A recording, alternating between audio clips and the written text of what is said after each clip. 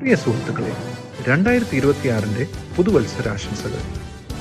പുതുവർഷത്തെ നാം എങ്ങനെ സ്വാഗതം ചെയ്യുന്നു എന്നത് പലപ്പോഴും ആ വർഷത്തിലെ നമ്മുടെ യാത്രയുടെ ഗതി നിർണ്ണയിക്കാറുണ്ട്. യെശയ്യാവ് 43:18-19 ബൈബിൾ പറയുന്നു, മുമ്പുള്ളവയെ നിങ്ങൾ ഓർക്കേണ്ട, പണ്ടുള്ളവയെ നിരൂപിക്കുകയും വേണ്ട. ഇതാ ഞാൻ പുതിയതൊന്ന് ചെയ്യുന്നു. ദൈവം നമ്മെ ക്ഷണിക്കുന്നത് പിന്നിലുള്ളത് ഉപേക്ഷിച്ച് താൻ ഒരുക്കുന്നതിലേക്ക് ചുവടുവെക്കുവാനാണ്.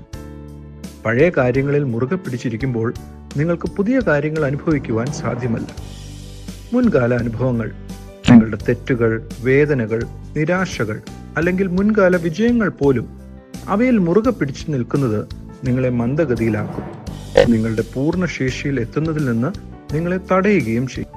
കഴിഞ്ഞ വർഷം എന്തൊക്കെ കൊണ്ടുവന്നുവോ, അത് നല്ലതോ ചീത്തയോ ആകട്ടെ, അവയെ പുറകിൽ മാറ്റി നിർത്തുക. കയ്പും കുറ്റപ്പെടുത്തലുകളും ഉപേക്ഷിക്കുക. സ്വയം ക്ഷമിക്കുക. മറ്റുള്ളവരോട് ക്ഷമിക്കുക. മുന്നോട്ട് നീങ്ങുക. ഈ പുതുവർഷത്തിൽ ദൈവം നിങ്ങൾക്കായി പുതിയതും വലുതും മനോഹരവുമായ പദ്ധതികൾ തയ്യാറാക്കിയിരിക്കുന്നു.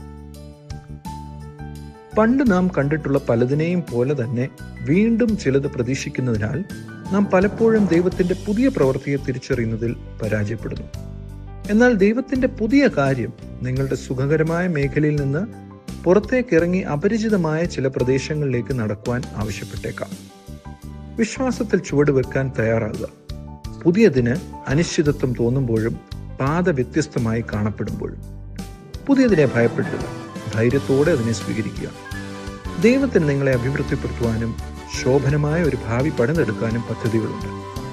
അതിനാൽ യേശുവിൽ ആശ്രയിക്കുക. പ്രതീക്ഷയോടും ആത്മവിശ്വാസത്തോടും പ്രത്യാശയോടും 2026 ചുവടുവെക്കുക. അനുഗ്രഹീതവും വിജയകരവുമായ ഒരു പുതുവർഷം നേർന്നുകൊള്ളട്ടെ.